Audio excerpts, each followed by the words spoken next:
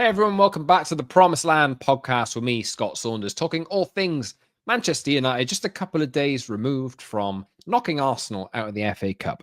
Fantastic 24, 48 hours or so after that game. I must say, I have to say so myself, clips of Joshua Zirkzee putting William Saliba on his backside, dribbling through Arsenal players, clips of Harry Maguire shouting Arsenal players, Man Utd squaring up to Arsenal players, like all of the fight and the grace and everything that you could possibly want out of this Man United team.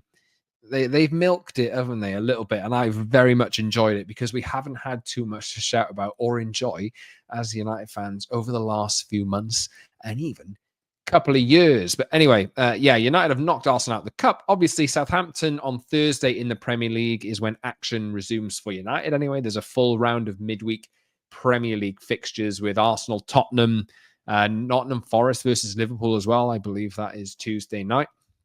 And United have a match which isn't the difficult away game, not your Arsenal, your Liverpool away. They have Southampton at home. And obviously, the message is keep the intensity up, keep the commitment up, have the right attitude, and go and win this game as well. Because ultimately, not winning this game will be throwing us back a good few steps. And what needs to happen now is United need to build on the progress that they've made over the last couple of weeks and show that this is just not a flash in the pan. Anyway, today's show will be talking not about the stuff that we're seeing on the pitch, but the stuff off the pitch, because it's January, it's the middle of January. Transfer windows in January tend to be uneventful, I will say. Lots of speculation. United over the last few years have had a couple of late loans. Remember Sabitzer and Weghorst just a couple of years ago because cash was low and United didn't have much room for maneuver. It's the same case nowadays. Whether we get some loan deals towards the end of the window, we wait and see. But I think what we are seeing is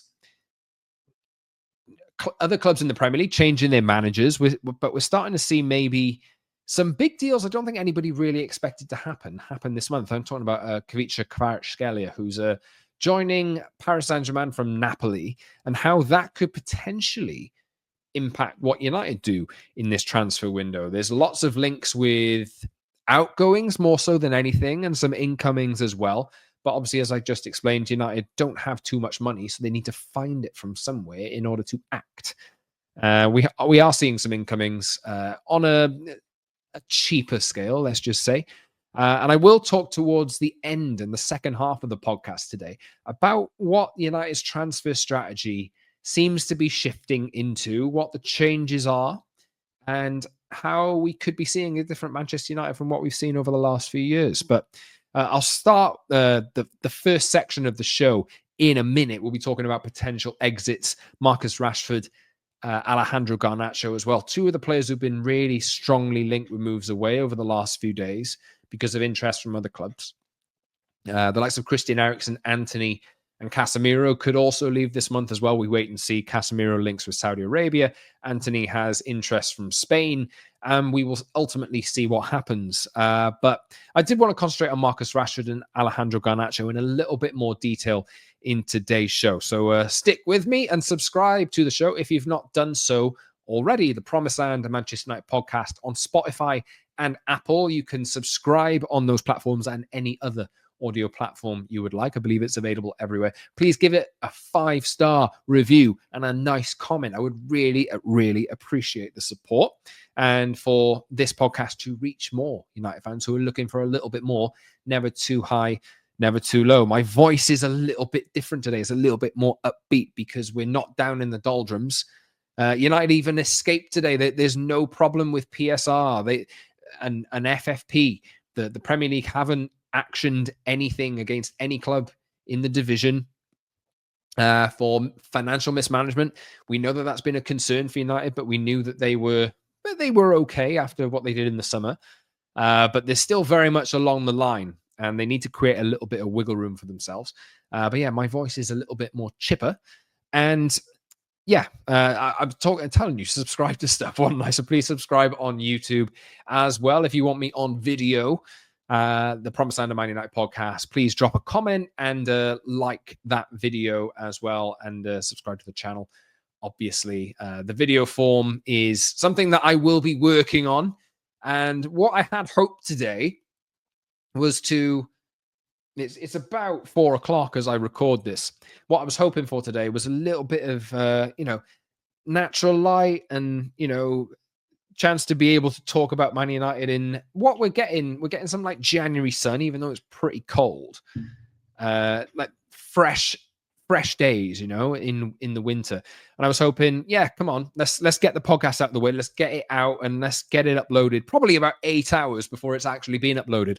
Problem has been that I've had a bunch of tree surgeons just out my window cutting down branches on trees and making noise with chainsaws. And I'm sure that that's probably not going to be the best experience for you to have that chainsaw coming through the microphone. And I did check. I have recorded this. The third time I've tried to record this today, and fingers crossed, they're not coming back.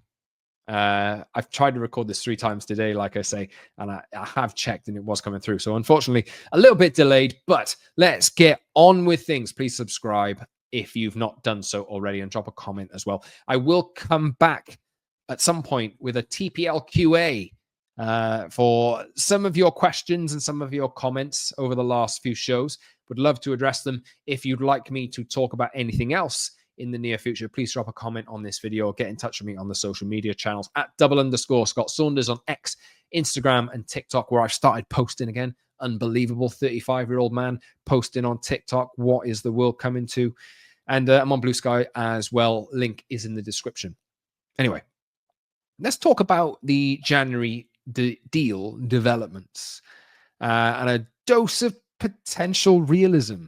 And, it's a little bit weird to think of United as I've seen United dubbed today as a potentially migrating into a selling club, and don't become that.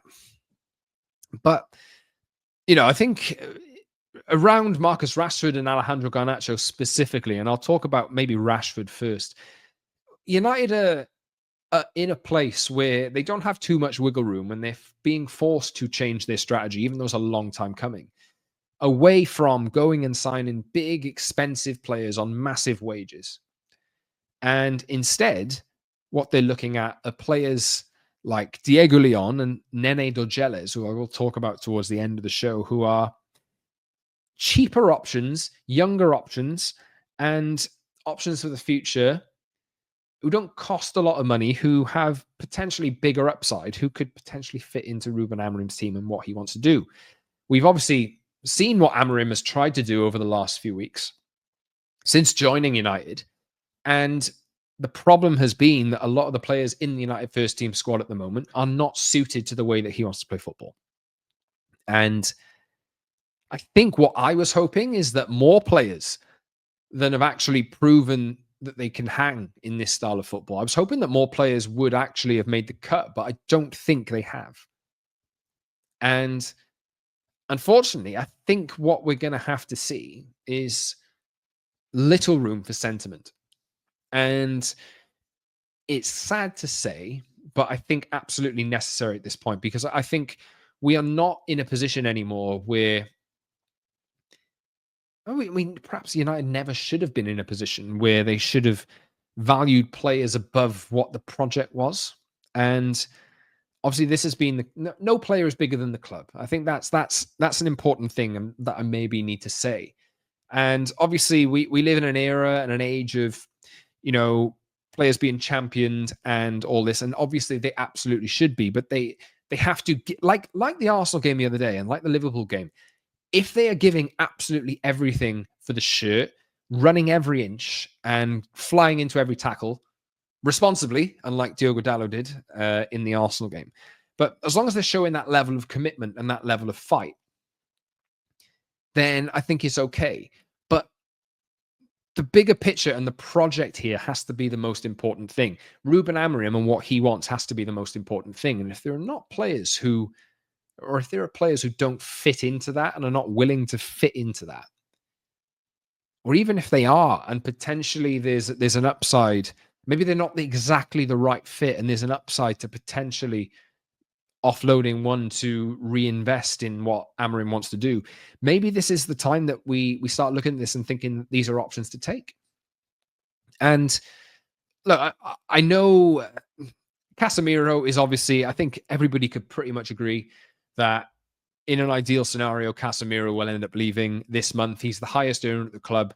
If you can get money back for him, if he ends up going to Saudi Arabia, which isn't as advanced as it's been reported in some places, but if that can be done, that will definitely alleviate some of the issues that United have with their wage issues. And look, Casemiro is not even a player who's going to feature in this team. I think that the evidence of Toby Collier coming on ahead of him at Arsenal tells you all you need to know. Ruben Amorim favoured Toby Collier over Casemiro in that game for the energy and the desire that he brought in the game. And Collier, I thought, played really well. He really applied himself quite well. And maybe he's a viable midfield option moving forward. The fact that Casemiro is 32, 33 years old and one of the best players of his generation, especially in his position, the fact that he's been overlooked, I think really speaks volumes about what Amorim's approach is and what Amorim is trying to do here, and how United need to act fast to move players like Casemiro out because of the financial drain that they have on the club. If there's an option to potentially do that move as soon as possible, I'm sure that United will look to take it, whether that's in January or in the summer. And I've started on Casemiro there, but what I wanted to talk about to start with was really Marcus Rashford and Alejandro Garnacho. And I say, talk about making potentially unpopular decisions and the team comes first.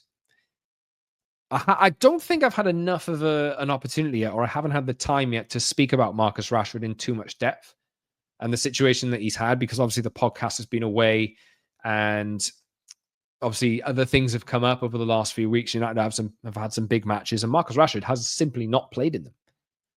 It's a very interesting situation, and I think there's so much noise around Marcus Rashford not being in the team at the moment. Ruben Amorim's getting loads of questions, but I think the questions around Rashford are getting fewer and fewer, less and less strong as United. That what Amorim wants is starting to show up in the team, and as United get good results, especially like the results that they had in the last two games. Marcus Rashford did an interview with Henry Winter just a few weeks ago and essentially said he wants a new challenge. What he meant by that was up for debate, but I think the fact that he addressed how he would address United fans when he did leave, like it was going to happen at some point, tells you all you need to know. I think the fact that Rashford hasn't been in the team or in squads for the last few weeks tells you all you need to know. And ultimately, I think it's a very, very realistic possibility that Marcus Rashford could leave the club this month.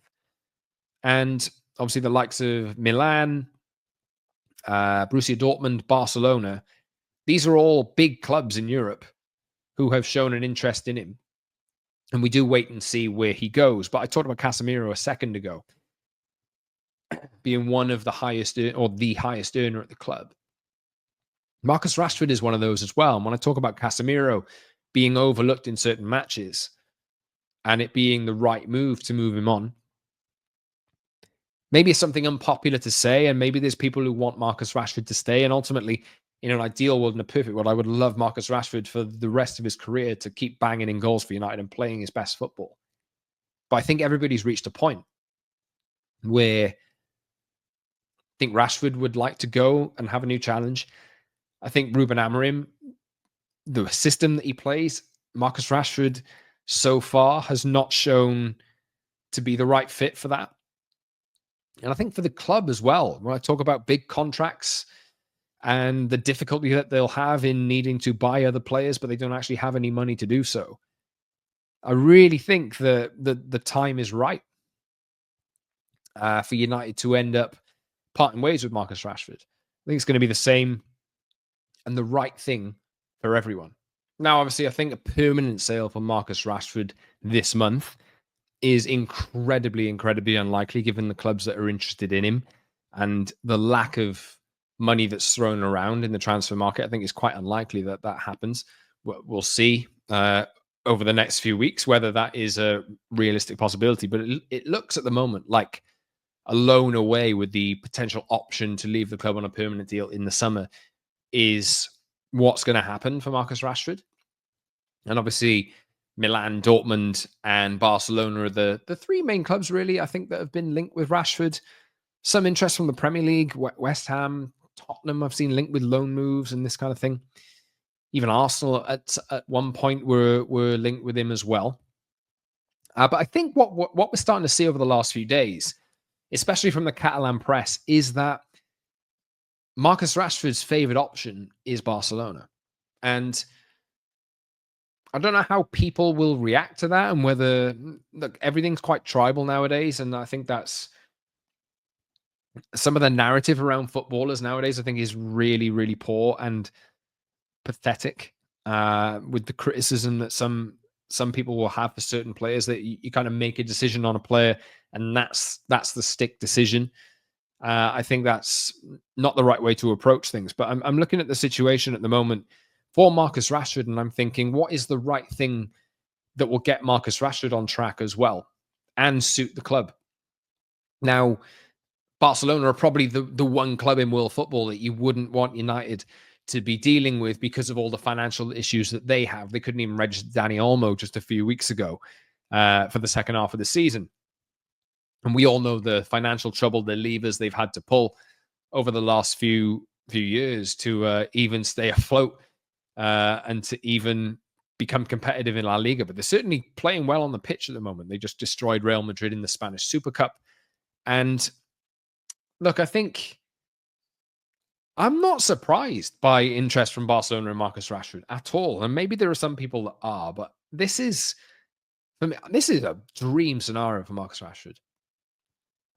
If the two clubs can come together and find some kind of agreement that works for everyone, I think ultimately, I think United could end up benefiting from that as well. Now, obviously, paying half of his wages, that's not an ideal scenario, not what you want United to do. And I think Barcelona, the fact that they have difficulties on their wage budget means that whether this is possible even at all remains to be seen.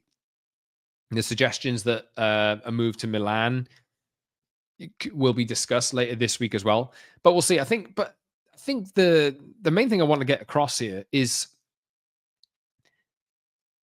any loan deal that Marcus Rashford goes on, I think it has to, United have to facilitate a way out. If Marcus Rashford is not going to end up playing for United in Ruben Amorim's team, unless something changes, I think the best option for everyone at the moment is for Marcus Rashford to end up leaving the club temporarily to see if he can rediscover his form, his confidence, his happiness. And ultimately for him to go on and make the best of his career, because it doesn't look like United is the right place for him at the moment. And it makes me sad to say that, but United have failed him as much as anything else.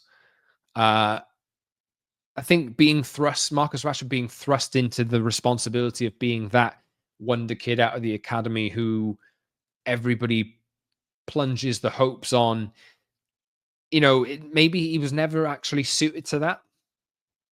And especially when you're a young lad coming up, you need experienced international players who've won a lot around you to learn from them and this kind of thing. And I don't think Marcus Rashford was not in a team of winners when he broke through. The likes of Rooney and Ronaldo 20 odd years ago, when they had the likes of Keane and Ryan Giggs and Paul Scholes around them, and all these players like Gary Neville, they had those ultimate pros to learn from and take that knowledge with them along their careers. And then ultimately they developed into wonderful players themselves. But Marcus Rashford didn't have too many of those around him when he was growing up, who'd done it at United and knew what it meant to play for United. And I think the club have failed him, unfortunately. As much as he will get criticism, I think he does get criticism and is warranted at times. But ultimately, I think that it's just a sad indictment of how the club's been run over the last few years, that United are in this situation, that Marcus Rashford is in this situation. But for me, I think it's the right move for Marcus Rashford to end up leaving. I think, look, if he goes to Barcelona on loan, whether this happens, I don't know. But Imagine he goes to Barcelona on loan and absolutely tears it up in La Liga, scores a good few goals. They're scoring a bunch of goals as it is. Imagine he goes out there and he shows exactly the talent that we know that he's got in an environment that he can express himself in a completely new surrounding, in a completely different league where all of the pressure that he has on himself in England is is gone away. Obviously, going to Barcelona is a difficult place as well, and there's a lot of scrutiny that comes with it. But I think Marcus Rashford needs a bit of an environment change, and the fact that Barcelona are showing and Hansi Flick is showing interest in him, I think is look, if that comes off, then I think that's an ideal scenario for Marcus Rashford. Whatever happens with the clubs and whatever deal United can get out of this, knowing Barcelona's financial situation, it remains to be seen. And God, in the summer, can you imagine Barcelona and Man United trying to negotiate a transfer fee? Like, how in the hell is that going to work? I don't know. But I'm looking at this on a short term basis, thinking that there's not going to be a realistic permanent move for Marcus Rashford in January. But if he goes out there, that is the best, one of the best places in world football to raise your profile. It really, really is. So hopefully he goes out there and has a new lease on life, scores a bag of goals, and comes back with a smile on his face. And look, if it is the end of the road for Rashford at United, then it's sad, but it might be the right time to walk away. And what United would get out of that then is a player who's done it on the biggest stage or one of the biggest stages. So let's see how it goes. I think he'd do really well out there. But I think for me, it looks like Marcus Rashford and United, it's the right time for them to part ways. So that's what I wanted to say on him. Let me know your thoughts, because I know this is a divisive one. And I know how much Marcus Rashford and the fact that he's an academy player, it means a lot to people. But I think for me, this is looking at it logically. I think this is the right time, given what Amorim is saying, what Rashford has said, and given the interest in him and the fact that United are in discussions and he's out of the team at the moment. I think this is the right thing for everybody. And fingers crossed, Marcus Rashford can land on his feet wherever he does go. We'll wait and see what actually happens here. And we'll wait and see whether Barcelona is realistic or whether he ends up going to Milan or somewhere else. But yeah, let me know your thoughts in the comment section or get in touch with me at _Scott Saunders on the social channels as well. And we'll be back in a second. Now, I would like to talk about Alejandro Garnacho as well, and Napoli selling Kavica Kvaratskhelia to PSG, which is pretty much done for around 70 million euros plus add-ons, is a real needle mover. I think this is a big thing. The fact that I don't think anybody really saw this deal happening or a deal of this ilk happening at the start of the transfer window. And I think, look, ultimately, this guy would have been an amazing player for a club like United, but we know that United aren't in that position. But the fact that such liquidity has come into the transfer market for a club like Napoli at this point, who need to replace a player who, down the last few years, has been uber important for them, now means that they're looking at potential replacements. And reports over the last few days have suggested that Alejandro Garnacho is one of their top prospects for that position. And that's brought about a debate of, is there a good price that United would accept for Alejandro Garnacho? Is it the right move to consider a sale for Alejandro Garnacho? And what look, is this the right move? Because ultimately, United have never really been in the business of selling their best young players. And I know that Garnacho is divisive. Look, every player is divisive nowadays, and it's pretty tedious. But going back a good few years when Rob and I were looking at the academy and seeing that Alejandro Garnacho was coming through and getting really excited for him in the first team, or to come into the first team, he's had some massive, massive moments for United. Brilliant moments. And he's only 20 years old, Argentina international, played a hell of a lot last season, but has not had the best season this year. But we do know the potential that he's got. And for United to consider selling a prospect at 20 years old who's come through their academy would have been unheard of a few years ago.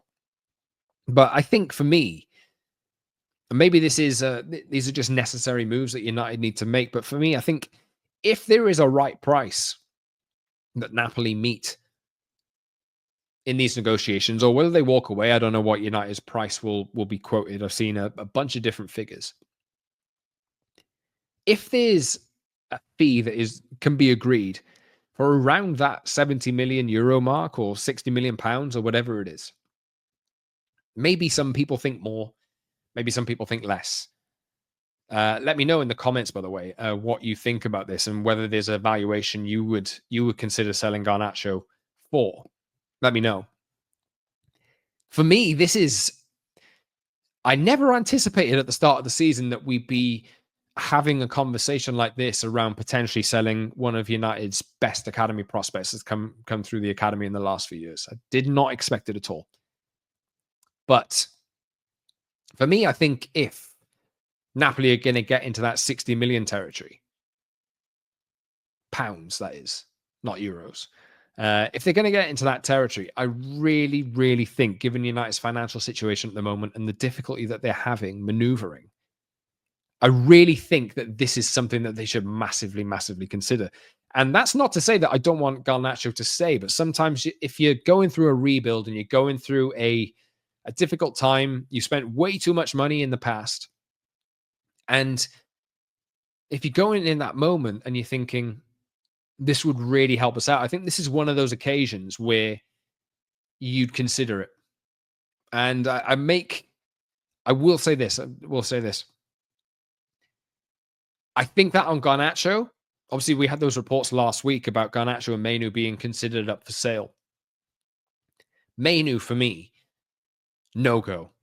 I think this is the one I consider more. I think what we need to see is really ultimately Kobbie Mainoo come into an agreement with United at some point in the next 6 months. After United have rearranged their wage structure and got some high earners out, I think maybe they'll land somewhere where everybody's happy and Kobbie Mainoo's happy with a new deal. Rather than selling him, I think that would be disastrous. But in Garnacho's case, I think those 2 10 positions just behind the striker, he's not an automatic pick for one of those positions at the moment, and Ahmad is, and Bruno Fernandes is slotted in on the left side of that 10. I think that if Garnacho isn't playing, then money like that, 60 million pounds or something close to what they're selling Kvaratskhelia for, I think United have to seriously consider that. And maybe my number is too low, but the difference that could make to United moving forward for a player who isn't regular at the moment, look, he could go on and have an amazing career. And ultimately, I think if there's a deal that United could strike where they have a buyback clause in there somewhere for a bit more money, that would be amazing. And look, maybe nothing comes of this at all, and Napoli go on to other targets because United's value price is too high.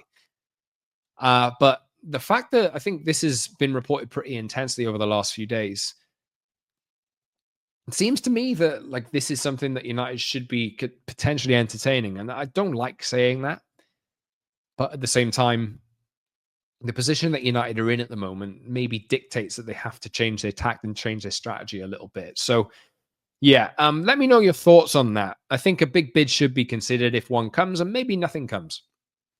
And maybe Garnacho goes out and has a fantastic second half of the season with United and ends up finding a regular place in the first team, and then everything's forgotten about.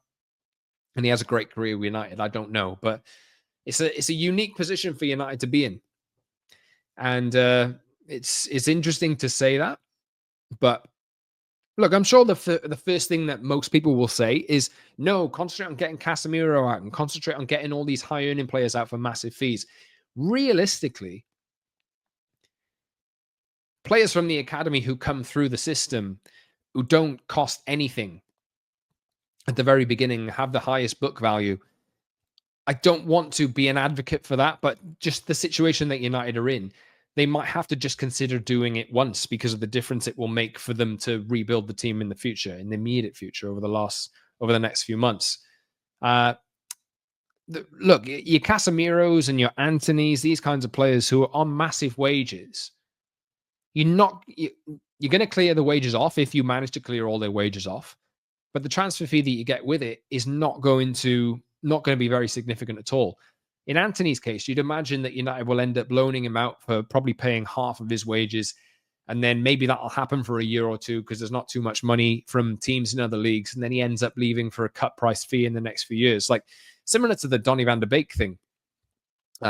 United paid him such a big salary that there were clubs out there who couldn't afford to pay that salary, and United, all they could do was loan him out and sell him for ultimately incredibly cheap. And they just had to take that hit because Van de Beek didn't work out. But unfortunately, it's just a position that United are in at the moment where players that they sign for expensive deals from other clubs that are on massive wages, you're just not going to see the same return. You're going to have to take losses on them. And the thing is, if you're going to dig yourself out of this hole in the fastest way possible, and that it does seem that is the way that United are looking to do things at the moment, to dig themselves out of the hole in the fastest way possible. Deals like that have to be considered. And I'm not saying go and sell for 40 million quid or whatever. I think the deal has to be right, and United have to dig their heels in and make sure that they get the right value out of any deal for the likes of a player like this. But yeah, it's a sad conversation to have. It's a sad thing to consider. But moment in time where United are, I think it might be necessary, and we'll see how that one develops. And maybe it's nothing, or maybe this heats up a little bit in the next few weeks. And can I see Rashford and Garnacho going in the same window? I don't know. But look, Rashford hasn't been playing for a few weeks, and Garnacho's been in and out of the team, and ultimately made a pretty good difference, especially at Anfield, assisting the goal for Ahmad, the equaliser. But look, what United could do here is use that money or a fraction of it to reinvest and get a player of similar potential, or maybe not similar potential, but good potential, who can cost a fraction of the fee and do a similar job in terms of the role in the team that he has at the moment. So yeah, that leads me into United's changing transfer strategy. And I will finish with this for the show today, because we have seen over the last few days Nene Dorgeles, who's been linked with United. He plays for RB Salzburg, came through the academy in Mali, and same academy as Sekou Kone, actually. And he's been talked up as a potential replacement for, say, Marcus Rashford or Garnacho if one of them is to leave. 22-year-old winger, plays on the left. I'm not going to pretend I'm a massive expert on him, but obviously just doing a little bit of research, you kind of get a feeling for what kind of player he is. Very tricky, two-footed, incredibly quick, I did notice, and has pace to burn, to be fair. And very tricky, good crosser by the looks of it, and can get among the goals as well. I think he has 20 caps for Mali, but 22 years old and not a massive valuation. So it's interesting to see that United are being linked with players like this. And the fact that they are being linked with a player like that who, look, I work in football, right? Or have worked in football for a good 10, 11 years. And even that one's beyond me. So, or it was beyond me when when I saw the news emerge to start with. So I had to do a little bit of research and dig into it. But it's an interesting one, because usually you'd think if a big name player like Marcus Rashford or Garnacho is going to leave, that United would need to find a player of the same status to come in and have the status just to satisfy people. Obviously they need the talent level there as well, but generally you'd find that cost is a lot higher than what a fee for this lad could be.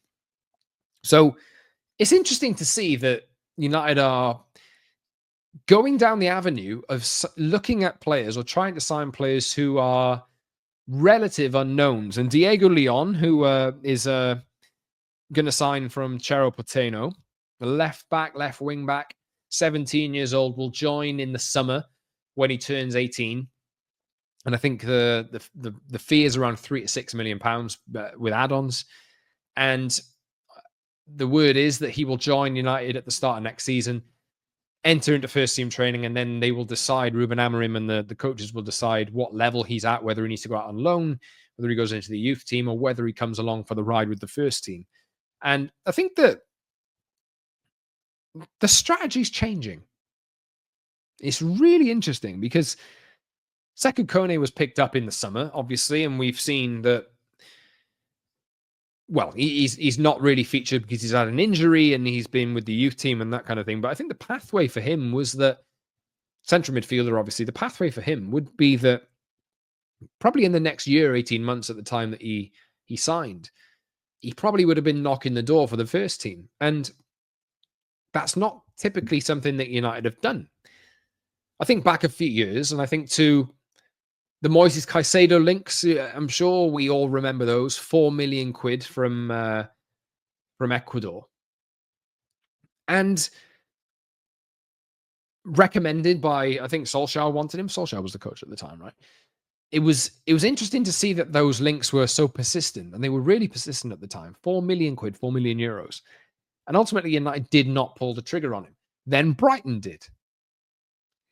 Then Brighton turned him into one of the best midfielders in the Premier League and in Europe. And then Chelsea signed him for 115 million quid. And they look at United, who've looked at the likes of Erling Haaland in the past and not gone through with a deal for him because, for whatever reason, because they needed to sign maybe that bigger player, that big name player who had, that level of playing for Manchester United.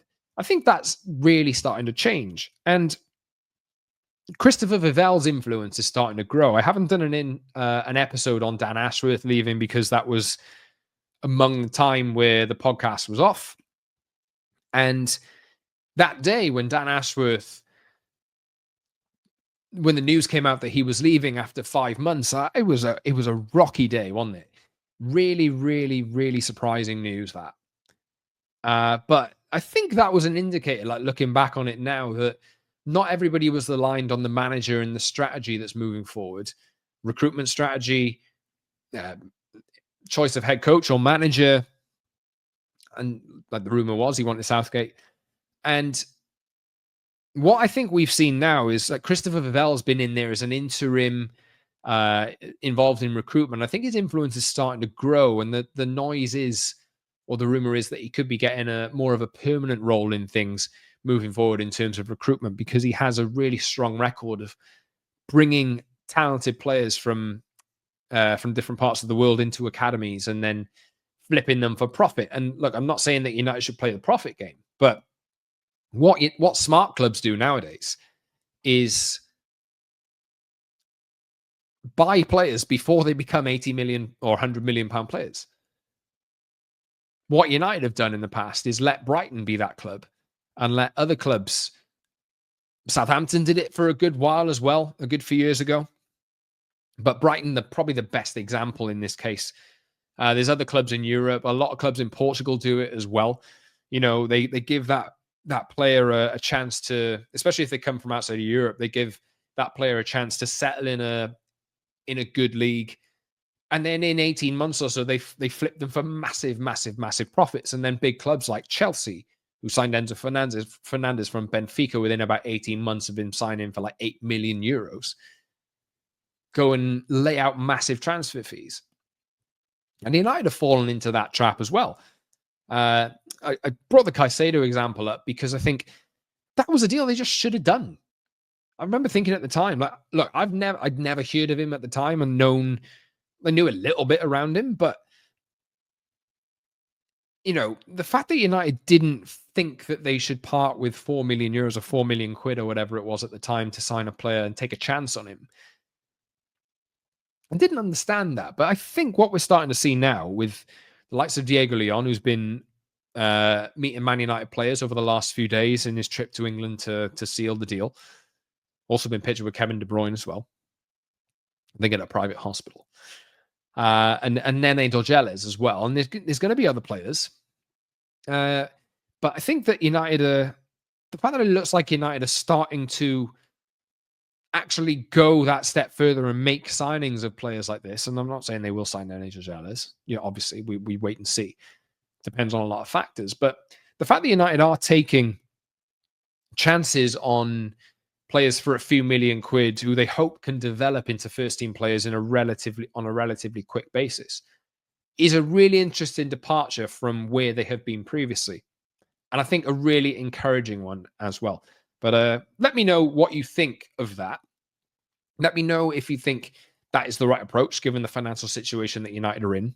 And I'm not saying that they won't go and sign a big name striker or anything like that, but if United can fill their team with more young, talented players who are maybe more amenable and can fit into a system that Ruben Amorim wants to bring for little cost, and then they end up elevating to, big levels in terms of value. And if United want to sell them down the line or keep them as first team players, because ultimately United are one of the biggest clubs in the world, they should be having players develop from lower levels into, solid first team players that they can travel with them and go further up the league table.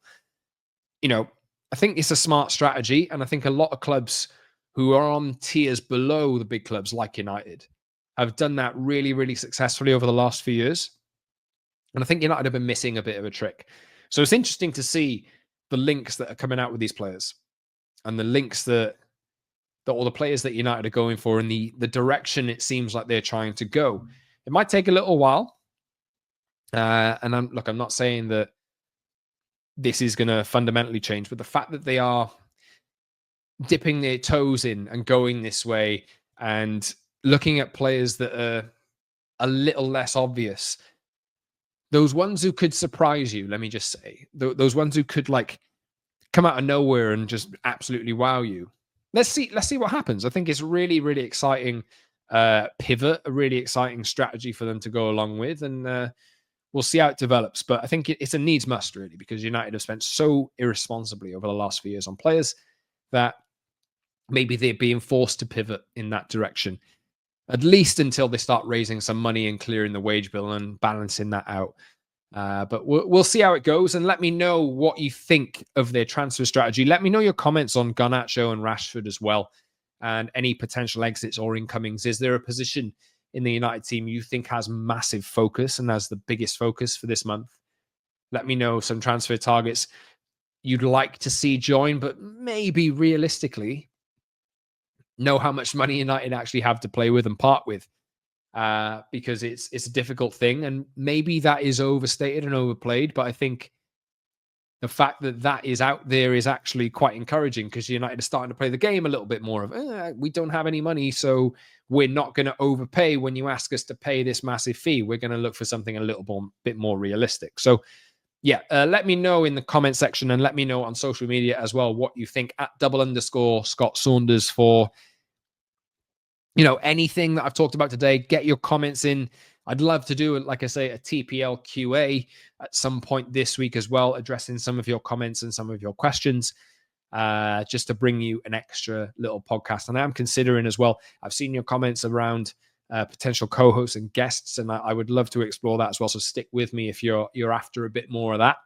I will update you in the near future. But yeah, please subscribe to the show on Apple and Spotify for audio, and on YouTube as well, the Promise and a Manchester United podcast. Like the stream, like the video, leave a comment, and subscribe to the channel as well. And look, I won't be back until after the Southampton game now, unless the TPL QA miraculously drops before that. Maybe that will happen. That was the plan. I don't know. But stick with me. And look, thanks everyone for your support, and thanks for listening or for watching the show. This has been the Promised Land podcast, all about Manchester United. I'll see you soon. I've been Scott Saunders. Until next time, thanks for listening and thanks for watching.